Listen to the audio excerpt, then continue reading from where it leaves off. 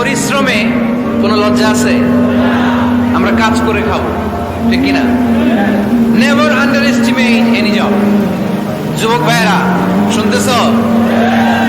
এরকম আওয়াজ করতে হবে, কান খাড়া করে শুনুন। Never under estimate any job. কোন চাকরিকে ছোট করে দেখা যাবে, whether it's small or big, you don't care. এটা কেয়ার করা যাবে না। ছোট্ট চাকরি পাইলে ঢুকে যাবা, বড় অফার আসলে পরে ঢুকবা। এটা ছোট কাজ, এটা হোটেলের ওয়েটার, এটা ছোট্ট স্টাফ, এটা কেরানি না। কাজ কাজই, কাজের মধ্যে কোনো ছোট বড় নাই।